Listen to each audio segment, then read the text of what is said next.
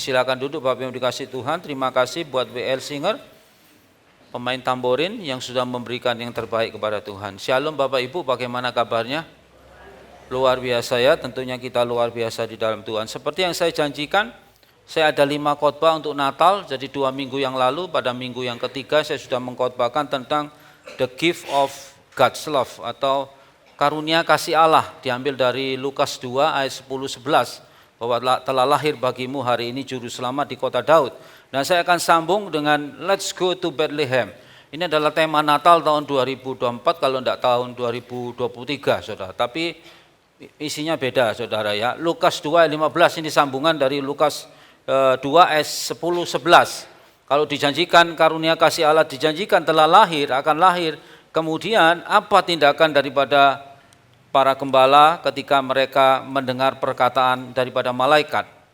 Dikatakan di sini Lukas 2 ayat 15, setelah malaikat-malaikat itu meninggalkan mereka dan kembali ke surga, gembala-gembala itu berkata seorang kepada yang lain, marilah kita pergi ke Bethlehem untuk melihat apa yang terjadi di sana, seperti yang diberitahukan Tuhan kepada kita. Bapak Ibu dikasih Tuhan, di sini kita melihat kata malaikat ya. Kalau kita melihat malaikat, kadang-kadang kita berpikir, siapakah dia? Dia adalah pesuruh Tuhan, saudara ya. Malaikat adalah pesuruh Tuhan yang memberitakan tentang kelahiran Kristus. Kalau kita lihat banyak kejadian di dalam Perjanjian Lama bercerita tentang malaikat ya, bagaimana malaikat itu mendatangi Abraham dan lain sebagainya, saudara. Malaikat ini merupakan utusan Allah dan dia diciptakan lebih awal daripada manusia. Karena saudara jangan khawatir ya, Allah itu punya pesuruh. Tidak harus Allah yang melakukan sendiri. Roh Kudus memang ada di dalam kehidupan kita yang menaungi kita. Tetapi ketika kejadian-kejadian ya yang rumit di dalam kehidupan kita, pertolongan malaikat itu sungguh luar biasa. Ada kejadian di mana orang mau menabrakkan mobilnya, kok menabrakkan mobilnya? Mobilnya mau ketabrak, tiba-tiba ada sesuatu kekuatan yang begitu tidak diketahui membengkokkan saudara sehingga tidak terjadi. Ya, ada juga orang-orang yang hampir meninggalkan dunia ini, kemudian mereka berkata, saya sudah merasa ada yang menjemput saya. Nah, itu adalah peran malaikat saudara. Bukunya Billy Graham yang dia menulis buku yaitu Messenger tentang malaikat saudara. Bagaimana malaikat itu membantu orang percaya di desa yang kecil itu ketika ada orang-orang di sana yang tidak senang dengan gereja, suatu saat saking konfliknya memuncak mereka ingin membakar gereja. Dan pada malam hari mereka mendatangi gereja itu untuk dibakar saudara. Tapi apa yang terjadi saudara? Ternyata ketika mereka datang ke gereja itu ada sepasukan putih bercahaya yang menjaga sehingga mereka tidak bisa lewat saudara. Dan itu diceritakan setelah tokoh masyarakat kampung yang akan membakar, ini di Amerika ya, bukan di Indonesia. Tokoh masyarakat kampung yang akan membakar gereja itu, mereka bercerita setelah bertobat. Ya, dia bercerita setelah bertobat bahwa pada waktu dulu dia memusuhi gereja itu dan gereja itu mau dibakar, ada malaikat yang menjaga, saudara. Nah, ini adalah peran malaikat di dalam kehidupan kita. Di dalam Matius 18 ayat 10 bahwa anak-anak kecil itu ada malaikatnya, peran malaikat di dalam kehidupan ya kita semua. Jadi saudara jangan khawatir, Tuhan dapat mengirimkan ya malaikat-malaikatnya untuk membantu menjaga kita, memberikan jawaban atas persoalan kita, ya, membuat kesembuhan dan lain sebagainya. Saudara, ini ada peran malaikat seperti yang diungkapkan. Malaikat-malaikat meninggalkan mereka dan kembali ke surga. Karena rumah daripada malaikat itu adalah di surga, yaitu bersama-sama dengan Allah sebagai pesuruhnya. Memang ada malaikat yang jatuh yang menjadi iblis atau menjadi setan dan roh-roh jahat, saudara. Itu malaikat yang jatuh. Tapi dalam konteks ini adalah malaikat-malaikat yang tidak jatuh, saudara. Malaikat-malaikat yang tidak jatuh itu 100% taat kepada Allah. Sehingga disuruh apapun mereka akan melakukan. Memang ada yang memberontak, saudara. Tapi kalau mereka yang tidak jatuh, taat 100%. Ya, seperti itu. Nah, ini adalah bicara tentang malaikat. Kemudian dikatakan berikutnya bahwa kelahiran Yesus Kristus merupakan momen penting dalam sejarah manusia. Dalam Lukas 2:15 kita melihat respon para gembala terhadap pengumuman malaikat yang mengundang mereka ya. Mengundang mereka ya. Dan saat ini juga mengundang kita untuk bergabung dengan mereka ya dalam perjalanan untuk menemukan makna penting kelahiran Yesus. Kita juga bergabung saat ini dengan para malaikat untuk menemukan mana penting. Ya, pergi ke Bethlehem itu untuk apa ya? Hari ini kita akan membahas keputusan para gembala ya, yang pentingnya mencari Kristus. Ya, kita lihat keputusan gembala. Keputusan para gembala ini didasari atas apa, saudara? Rasa urgensi, urgent ya, rasa yang mendesak. Mereka merindukan sekali juru selamat, ada rasa yang mendesak di dalam hatinya. Keputusan para gembala untuk pergi ke Bethlehem menunjukkan kerinduan mereka untuk mengalami mukjizat kelahiran. Jadi rasa urgensi, kepentingan dalam diri kita membuat kita mencari Tuhan.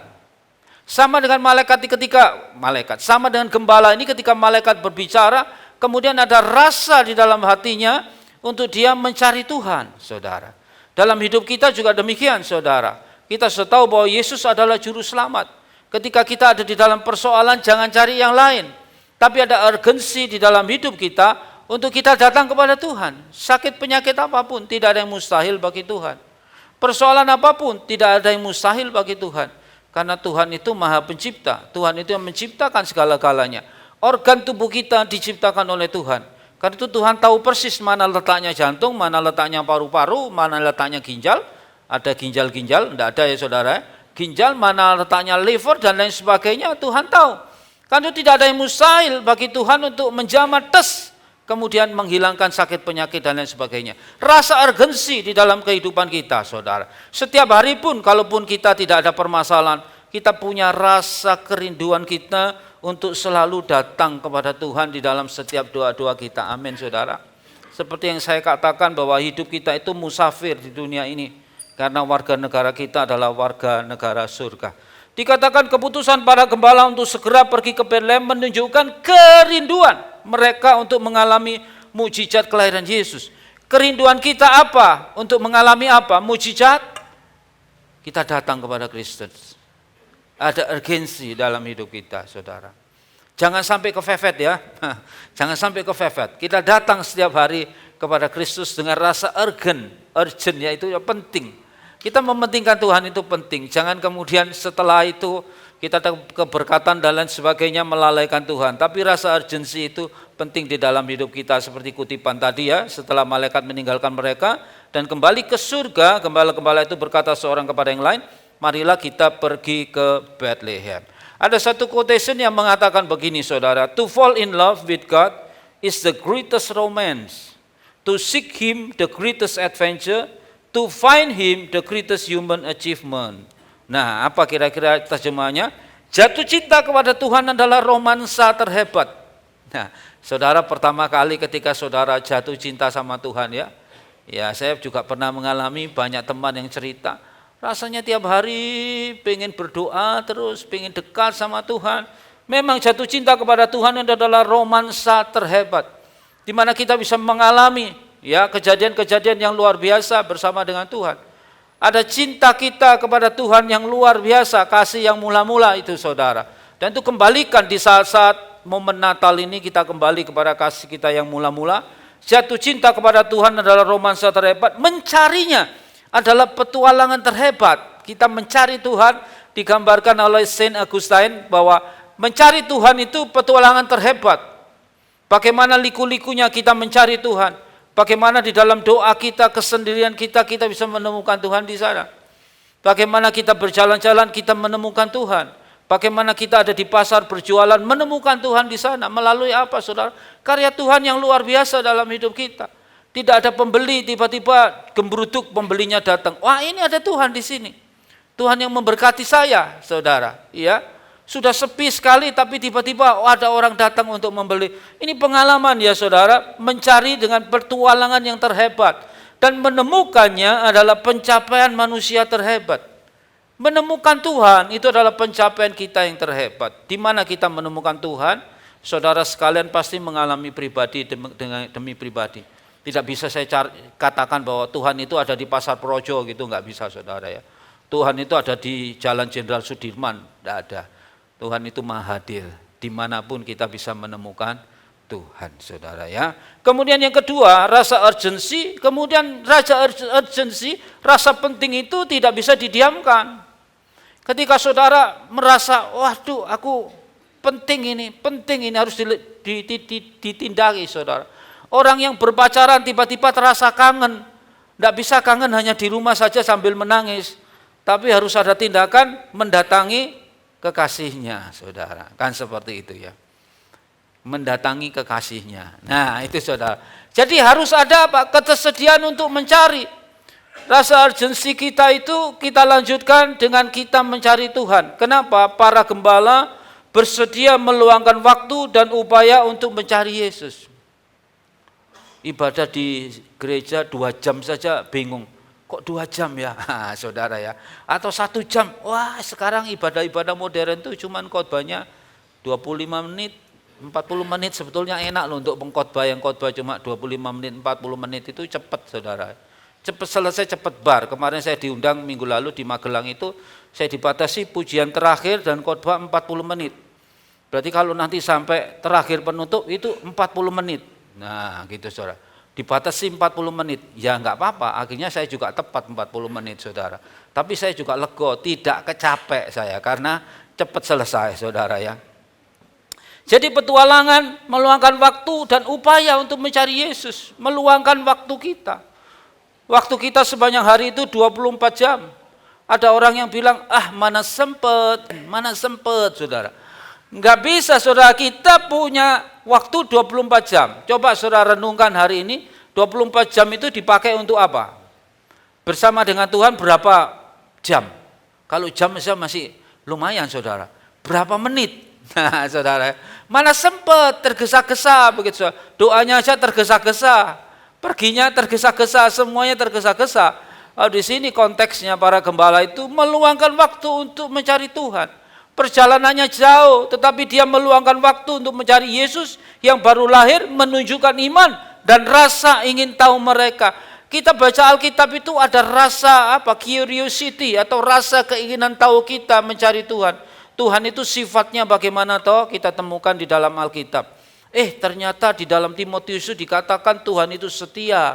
Walaupun kita tidak setia, dia setia. Kita mencari kebenarannya saudara.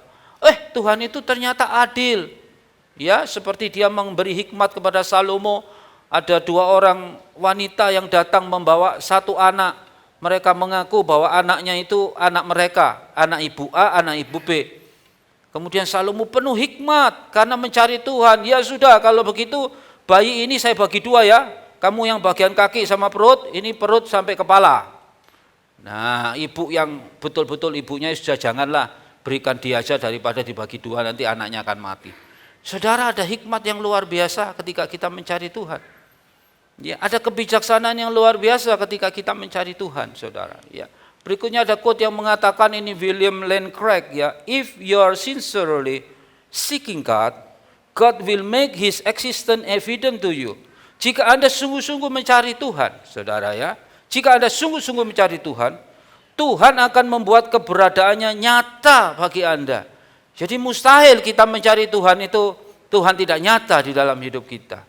Tuhan itu selalu ada, selalu dekat di hati kita. Bahkan Roh Kudus dikatakan tinggal di dalam hidup kita, saudara. Kalau kita mencari Tuhan, ya, dengan sungguh-sungguh mencari Tuhan, Tuhan akan membuat keberadaannya nyata di dalam kehidupan kita. Amin, saudara. Jadi kalau saudara rasa kesepian, kalau saudara rasa perasaan gundah gulana enggak enak, ya, saudara datang kepada Tuhan. Seperti saya teringat Corrie ten Boom mengatakan, if you see the word, you will be distressed. Kalau Anda, when you look at the word, bukan see ya, when you look at the word, ketika Anda melihat dunia itu, Anda akan distress, gundah gulana, sedih. When you look at within, kalau saudara lihat di dalam diri saudara sendiri, you will be depressed. Anda akan depresi, ya. But if you look at Christ, you will be at rest. Kalau Anda melihat Kristus, maka Anda akan terus bisa merasa tenang di dalam hidup ini. So, kita lihat Kristus dalam hidup kita. Jangan melihat dunia ini, jangan melihat kemampuan kita yang terbatas, tetapi kita melihat kemampuan Kristus yang tidak pernah terbatas dalam hidup kita. Satu quote lagi mengatakan, the secret to joy is to keep seeking God where we doubt He is. Rahasia sukacita adalah terus mencari Tuhan di saat kita meragukannya. Ragu-ragu tetap cari, ragu-ragu tetap cari sampai kita mendapatkan Kristus di dalam hidup kita. Walaupun kita sudah percaya, kadang-kadang kita juga burn out. Burn out itu kelelahan menghadapi dunia ini. Kelelahan menghadapi setiap persoalan-persoalan yang ada. Jangan takut, jangan gundah gulana, tetap cari Dia. Kalau Dia hadir, Dia pasti ada di dalam kehidupan kita. Ya. Nah, berikutnya saudara, kita lihat. Tadi kan tujuannya ke para gembala. Yang kedua, makna Bethlehem. Bethlehem itu apa, saudara? Bethlehem adalah kota tempat Yesus dilahirkan, menggenapi nubuat dan menunjukkan kesetiaan Allah. Itu ada di dalam Mika 5 ayat 2. Ya. Tempat kelahiran itu merupakan tempat yang sering dikenang, saudara ya. Kalau saudara punya KTP, pasti saudara tulis itu tempat kelahirannya saudara di mana. Kenapa ini menjadi penting tempat kelahiran Kristus? Karena di situ, nanti yang kedua ya, di situ terjadi satu mukjizat. Di situ terjadi bayi yang dibuai oleh Tuhan sendiri lahir untuk menyelamatkan manusia. Karena itu makna Bethlehem itu adalah tempat kelahiran juru selamat. Itu sangat penting. Makanya orang kalau ziarah ke Holy Land, saudara, mereka menyempatkan diri selalu ke Bethlehem untuk melihat walaupun Bethlehemnya itu tenanan di situ apa enggak. Karena banyak yang klaim, orang Katolik ngeklaimnya tempat Bethlehemnya, tempat kelahiran Yesus di satu tempat ini. Orang Kristen ngeklaim di satu tempat ini, ya sudah whatever, pokoknya Bethlehem, sama-sama Bethlehem, saudara ya. Lahir tepatnya di mana Bethlehemnya itu enggak jelas, saudara ya. Sama seperti kita, kalau saya umpamanya lahir di Jember, di sebuah kota kecil namanya Balong, tapi saya ingat tempat kelahirannya di pabrik seleb. Nah, karena orang dulu itu enggak dibawa ke rumah sakit, tapi brojol di rumah dibantu oleh bidan. Kalau sekarang kan wah macam-macam, saudara ya. Saya ingat, oh itu tempat saya di situ. Nanti kalau saya pulang ke sana, oh saya lahirnya di sini, tahu, saudara ya. Tapi nanti kalau saya ke Holy Land, mereka sudah kabur sudah ribuan tahun, saudara, lahirnya Yesus di tempatnya di mana, ya sudah percaya saja, saudara ya. Nah, makna Bethlehem dikatakan sebab itu ia akan membiarkan mereka sampai waktu perempuannya akan melahirkan telah melahirkan. Lalu selebihnya dari saudara-saudaranya akan kembali kepada orang Israel. Ini Bethlehem itu penting. Kenapa? Karena tempat kelahiran Kristus. Kembali ke Bethlehem memiliki makna apa? Ya, makna dan sejarah Bethlehem kita lihat di sini. Saya cuplik beberapa. Arti harafiahnya Bethlehem adalah sebuah kota di tepi barat, dikenal sebagai rumah roti atau kota roti dalam bahasa Ibraninya Bethlehem ya. Bethlehem ya. Nama ini mencerminkan signifikansi historis kota ini sebagai daerah pertanian yang subur dan perannya dalam menyediakan pangan bagi daerah sekitarnya. Sampai sekarang pun Bethlehem itu masih dikenang dan masih ada eksis. Masih ada, dan Bethlehem itu ada bukan pada zamannya Yesus saja, tapi zamannya Daud ada Bethlehem. Zaman pertama kali Yosua memenangkan kota-kota itu kemudian menemukan Bethlehem. Nah, arti kiasan Bethlehem itu apa? Dalam arti yang lebih luas, Bethlehem melambangkan tempat pemeliharaan rohani. Ada harapan dan janji. Bethlehem juga merupakan simbol pemeliharaan dan kasih Allah bagi umat manusia. Karena apa? Karena Bethlehem merupakan tempat kelahiran Yesus Kristus, yaitu roti hidup yang sudah saya khotbahkan, Ego Emi kemarin. Roti hidup di dalam Yohanes 6 ayat 35. Mengapa begitu penting kembali ke Bethlehem? Artinya kalau kita kiasannya di sini, kembali ke Bethlehem itu kembali kepada Kristus. Kita sudah mau Natal 2025, sebentar lagi kita masuk 2026. Sepanjang 12 bulan itu kita habiskan dengan hal-hal yang mungkin 50% kurang berkenan, 50% berkenan. Tapi di Natal ini kita kembali kepada Kristus. Kita kembali mencari Kristus di dalam kehidupan kita, ya. Nah, saya ambil sejarah Bethlehem itu. Bethlehem memiliki sejarah yang kaya. Berawal dari ribuan tahun yang lalu, kota ini disebutkan dalam Perjanjian Lama. Sudah ada, saudara, sebagai kota kelahiran Raja Daud dan tempat kelahiran Yesus Kristus dalam Perjanjian Baru. Kota ini telah menjadi situs ya ziarah penting bagi umat Kristen, Yahudi dan Muslim masing-masing dengan hubungan uniknya dengan kota tersebut. Jadi Bethlehem itu merupakan kota yang juga dicintai oleh kaum Muslim, dicintai oleh kaum Yahudi, dicintai oleh orang Kristen juga, saudara. Suatu tempat yang bersejarah, saudara. Nah, kemudian yang kedua adalah Bethlehem itu sebagai bukan hanya kelahiran Kristus, tapi dikatakan sebagai tempat pewahyuan. Pewahyuan itu kalau di dalam bahasa Inggris ditulis revelation. Ya, kalau di dalam bahasa Indonesia membuka itu hanya satu kata, buka. Buka apa saja ya satu kata, buka pabrik, buka apa saudara? Buka rahasia, buka apalagi saudara? Buka pintu, buka lemari, semuanya kata-katanya buka. Tapi dalam bahasa Inggris kalau membuka rahasia itu namanya reveal. Jadi revelation itu, wahyu itu membuka rahasia yang manusia dulunya tidak tahu, karena wahyu Allah manusia menjadi tahu. Kenapa Bethlehem disebut tempat pewahyuan? Karena di kota Bethlehem itu lahir ya Kristus di tempat itu. Menjadi suatu pewahyuan tentang penebusan akan terjadi ketika Yesus lahir di kota Bethlehem. Jadi kalau kita kembali ke kota Bethlehem, kita mengenang kembali bahwa rahasia itu sudah dibukakan, bahwa Kristus lahir bagi kita, saudara. Karena itu kita mengenang kasih-Nya yang luar biasa bagi kita, ya.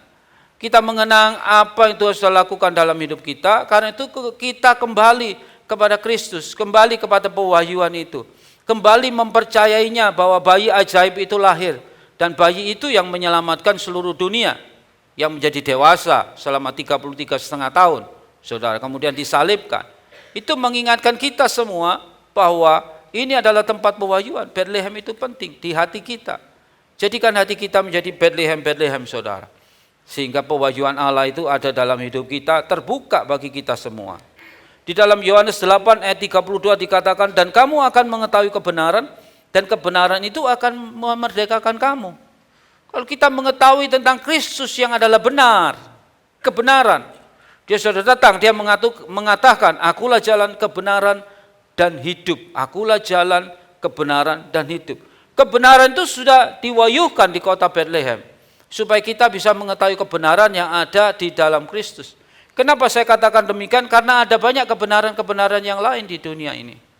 Tapi satu hal yang pasti dan hakiki adalah kebenaran tentang Kristus lahir di dunia. Dia adalah dari sana itu dari atas, kita dari sini. Ya. Kan tidak bisa kalau semua agama-agama tertentu, semua nabinya dari sini.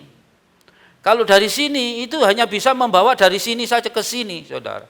Tidak ada orang dari sini bisa membawa ke sana, kan tidak bisa. Tetapi kalau orang dari sana bisa membawa kita ke sana. Amin. Ya kan, kalau dari sini, dari dunia ini, kok bisa-bisanya, apakah mereka tahu tentang surga? Apakah mereka tahu tentang kekekalan? Oh, dari sini. Tapi kalau dari sana, Yesus yang dari sana turun ke sini, dia tahu. Makanya dia menjanjikan membawa kita dari sini untuk ke sana, saudara. Ya, jadi enaknya nanti saya ke sana bersama Kristus. Jangan ke sini, ke sana ya, bersama dengan Kristus. Dia yang sanggup, saudara. John Calvin mengatakan demikian, saudara, we shall never be clothed with the righteousness of Christ except we first know assuredly that we have no righteousness of our own. Jadi kita tidak akan pernah mengenakan kebenaran Kristus, kecuali apa, saudara? Kita terlebih dahulu mengetahui dengan pasti bahwa kita tidak memiliki kebenaran sendiri. Manusia yang sombong, manusia yang degil hatinya, itu selalu memiliki kebenaran sendiri, bukan memiliki kebenaran Kristus, saudara. Coba saudara lihat kalau saudara kumpul dengan orang-orang, wah rasanya kok seperti ini ya. Itu adalah kebenaran mereka sendiri. Kebenaran mereka sendiri. Mereka mau korupsi dan lain sebagainya. Ini benar bagi saya, karena memang di dunia ini caranya harus seperti ini. Mau berbuat curang dan lain sebagainya, ini benar bagi saya. Ya, karena hidup ini adalah ya seperti ini, sistem dunia ya seperti ini, saudara. Tetapi di sini dikatakan ya bahwa kita tidak memiliki kebenaran, baru kebenaran Kristus itu yang melingkupi hidup kita. Kalau kita tidak memiliki kebenaran dan kebenaran Kristus yang ada dalam hidup kita, itu artinya hidup kita penuh dengan kebenaran Kristus. Dan kebenaran itu akan memerdekakan kamu. Saudara susah, lelah, payah. Kenapa? Karena kebenaran yang saudara pakai adalah kebenaran di dunia ini. Ketika jatuh sakit dan lain sebagainya, takut karena kebenaran di dunia ini yang dipakai. Tapi kalau kebenaran Kristus yang dipakai, tidak jadi masalah. Yang penting ketemu dengan Kristus. Nah, ini adalah kebenaran Kristus, saudara. Tapi kalau kita berkutat dengan kebenaran-kebenaran kita sendiri, kita pasti akan menjadi lemah. Nah ini seorang bernama Smith Wigglesworth, ini seorang karismatik yang sangat karismatik. Katanya pernah membangkitkan 14 orang mati dan lain sebagainya. Ya enggak tahu ceritanya benar apa enggak, tapi saya ambil quote-nya yang bagus, saudara. Dia berkata, to hunger and thirst after righteousness is when nothing in the world can fascinate, ya, as so much as being near God. Jadi dikatakan, lapar dan haus akan kebenaran adalah saat tak ada hal lain di dunia ini yang dapat membuat kita begitu terpesona selain kedekatan kepada Tuhan. Kau membuatku terpesona Tuhan, sudah tidak ada yang lain. Tiada yang lain seperti kau karena engkau yang mempesona hatiku. Ya, pesonamu tidak akan pernah hilang dalam hidupku, saudara. Seperti kalau dulu saudara janjian waktu pacaran, wah pesonamu luar biasa gitu saudara ya. Mempesona sampai termehek-mehek saudara. Ya, begitu juga dengan Tuhan. Kita terpesona kekaguman kita pada Tuhan. Bagaimana karya Tuhan yang luar biasa, pergi ke hutan, kemudian menemukan sebuah bunga yang tidak pernah dilihat seumur hidup. Kita terpesona, kagum. Kenapa terpesona kagum? Karena kok bisa Tuhan menciptakan bunga seperti ini. Kita pergi ke zoological garden atau pergi ke kebun binatang. Saudara tidak pernah lihat ada satu, umpamanya ada satu binatang namanya cipret gitu saudara ya. Saudara tidak pernah tahu tiba-tiba, loh kok aneh ya bisa begini ya. Wah ini sungguh kedahsyatan Tuhan yang luar biasa. Kalau saudara gambarkan binatang-binatang diciptakan dengan segala keunikannya saudara. Dan lain sebagainya, itu sesuatu yang luar biasa ya. Jadi dikatakan lapar dan haus akan kebenaran adalah saat tak ada hal lain di dunia ini yang dapat membuat kita begitu terpesona selain kedekatan dengan Tuhan. Nah ini lagi Martin Luther berkata, our work do not generate righteousness, rather our righteousness in Christ generates work. Ini saudara, ini kebenaran. Saudara penting, bukan perbuatan kita yang menghasilkan kebenaran. Ingat baik-baik ya. Bukan perbuatan kita yang menghasilkan kebenaran, melainkan kebenaran kita di dalam Kristus yang menghasilkan perbuatan-perbuatan baik. Jadi bukan perbuatan kita yang menghasilkan kebenaran. Makanya itu premisnya itu tidak bisa dibalik. Karena banyak orang akhir-akhir ini dia mengatakan, aku mesti rajin ke gereja, aku mesti melakukan semua peraturan gereja, aku mesti hidup kudus untuk aku bisa masuk surga. Lah ini yang salah. Ini yang salah. Premisnya kebalik. Karena bukan perbuatan kita yang membuat ini tadi dikatakan menghasilkan kebenaran. Tapi kebenaran ketika percaya kepada kebenaran yaitu Kristus, itu yang akan mengubahkan hidup saudara dan saya.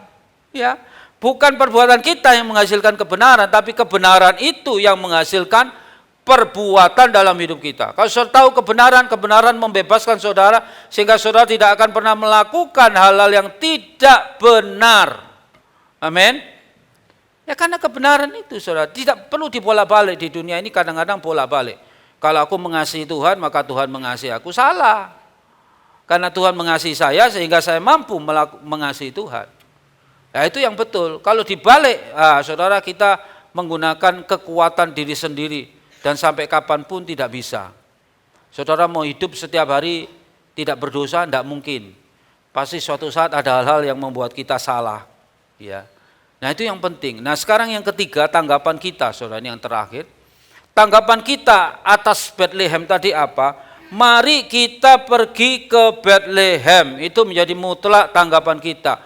Mari kita pergi ke Bethlehem, kita datang kepada Kristus, ya. Kita datang kepada kebenarannya dan seluruh kehidupan kita akan dipenuhi makna dengan karya Kristus di dalam hidup kita. Ya, seperti para gembala kita diundang untuk mencari Yesus dan mengalami kehadirannya dalam hidup kita. Yuk, mari kita pergi ke Bethlehem, ya. Jadi semua orang datang kepada juru selamat dan menikmati karya Kristus di dalam kehidupan kita semua, menikmati karya Kristus. Nah Billy Graham berkata apa saudara, ini penuh dengan quote lagi saudara, kenapa? Karena dari kata-kata ini membuat sebuah inspirasi. When we come to Christ, we are no longer the most important person in the world to us.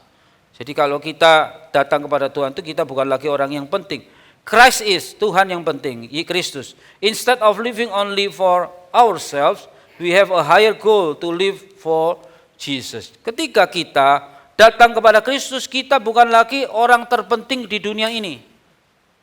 Ingat baik-baik ya, kadang-kadang ada orang yang paling penting ya di dunia.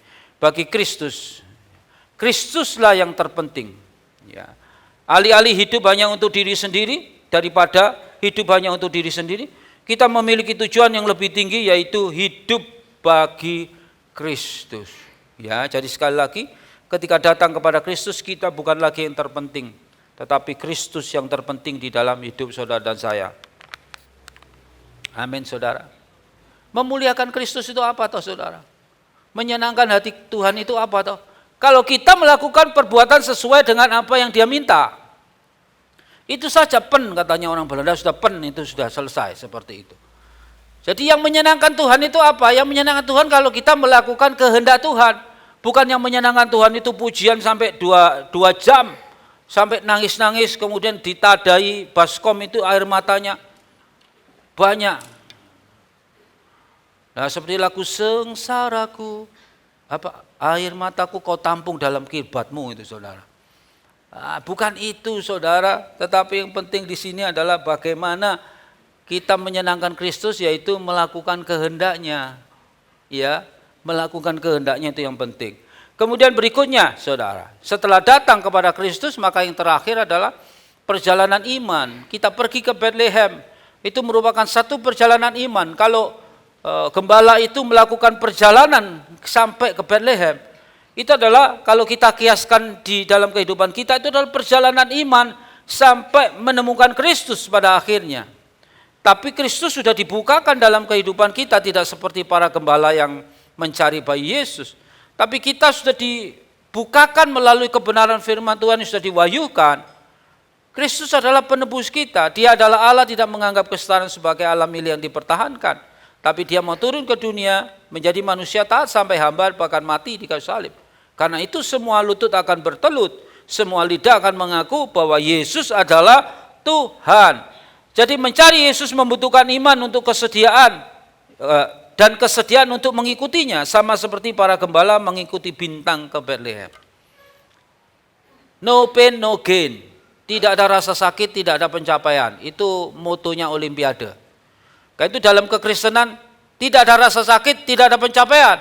Mencari Kristus itu terus dalam hidup kita. Kita menentang keakuan kita. Kalau manusia lama kita sering melakukan hal yang tidak baik, menjadi manusia baru di dalam Kristus pasti kita menghindari. Amin. Kita yang ada di dalam Kristus adalah ciptaan yang baru. Maka hal-hal yang lama perlu dihilangkan. Lah kalau masih sama dengan Kristus, masih percaya kepada Kristus tapi masih dengan sifat pribadi yang lama, ini hongyam, saudara. Tahu hongyam? Bahaya itu, saudara. Kenapa? Karena tidak ada perubahan dalam hidup kita. Ini kan yang selalu dipermasalahkan di dunia. Sudah percaya Kristus pasti selamat. Saya katakan percaya Kristus pasti selamat. Percaya Kristus pasti selamat. Percaya itu tidak berkali-kali. Percaya Kristus satu kali pasti selamat. Kalau kita pada waktu meninggal berdosa, apakah pasti selamat? Pasti selamat. Kenapa saya katakan demikian? Kalau percaya Kristus tidak pasti selamat, saudara akan berusaha dengan hidup saudara sendiri untuk mencapai Kristus dan tidak akan pernah bisa, saudara. Lah percaya dengan Kristus seharusnya dalam hidup kita langsung begitu percaya langsung kita itu dibenarkan. Langsung dikuduskan. Dides dulu biar tidak ngantuk. Langsung kita itu diangkat menjadi anaknya. Langsung kita dipulihkan. Lah kalau kita sudah menerima itu kan kita itu pasti berubah, saudara. Ada orang sudah bergereja 10 tahun, bahkan 30 tahun, tidak berubah sikapnya, saudara. Ini sesuatu salah besar. Apakah sungguh percaya kepada Kristus? Apakah hanya mengikuti orang? Apakah hanya karena ke gereja itu menyenangkan? Lagunya kadang-kadang bisa menyenangkan, bisa membuat terharu, bisa membuat menangis. Bukan itu, saudara. Tapi percaya dengan Kristus, itu mengalami perubahan dalam hidup saudara. Seperti Matius 2 ayat 1-2. Sesudah Yesus dilahirkan di Bethlehem, di tanah Yudea pada zaman Raja Herodes, datanglah orang-orang Majus dari timur ke Yerusalem dan bertanya-tanya, di manakah dia, raja orang Yahudi yang baru dilahirkan itu? Kami telah melihat bintangnya di timur dan kami datang untuk menyembah dia. Apa artinya, saudara?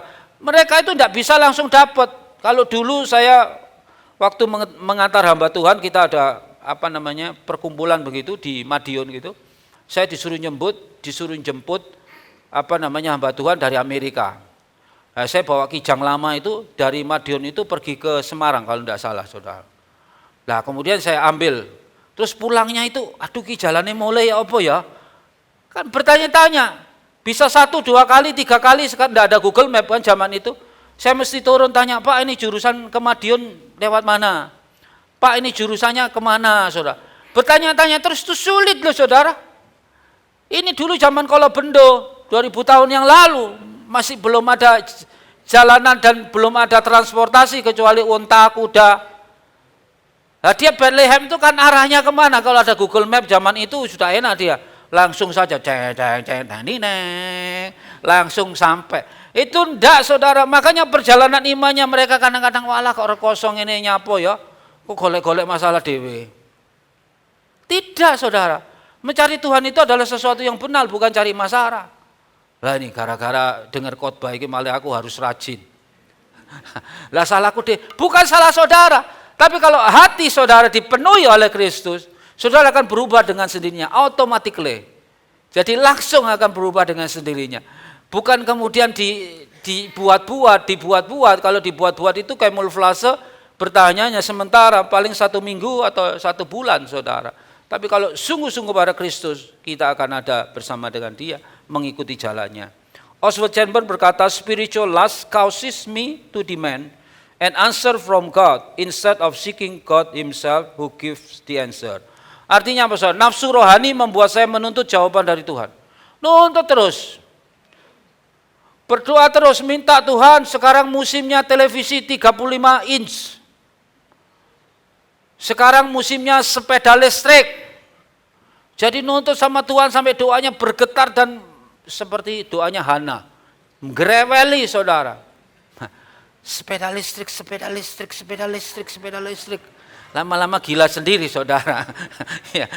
Jadi membuat saya menuntut jawaban dari Tuhan, dituntut terus. Seperti yang kemarin saya katakan. Tuhan, aku berdoa, seorang pria berkata, aku berdoa kepadamu, tetapi apa yang kamu dapatkan, ditanya sama temannya. Enggak, aku enggak dapat apa-apa, aku malah kehilangan.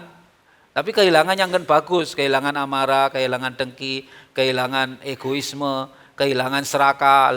Dalam kehilangan itu justru adalah mendapatkan. Dalam hidup kita begitu, jangan terus minta terus, saudara. Tapi minta sesuai dengan perkenanan Tuhan. Amin. Lah kalau dulu di televisi zaman TVR itu banyak yang ditawarkan, beli sebatas kemampuan. Nah, saudara, apa yang menjadi kerinduan kita saat ini? Beli sebatas kemampuan kita. Nah, kita pengennya, ya sudah, jangan kemudian melonjak. Iya kan? Kan seperti itu. Nah, itu bahaya, saudara ya. Jadi daripada mencari Tuhan sendiri, ya, jadi kita harus mencari Tuhan sendiri yang memberikan jawaban dalam hidup kita. Firman Tuhan mengatakan, tetapi carilah dahulu kerajaan Allah dan kebenarannya, aletheia. Maka semuanya itu akan ditambahkan kepadamu. Karena itu kita harus mencari Tuhan dulu. Carilah Tuhan kerajaan Allah, kebenarannya, maka semuanya itu akan ditambahkan kepadamu. Dan ini ada satu quote yang indah, ini tidak usah saya baca langsung saja karena panjang, saudara ya.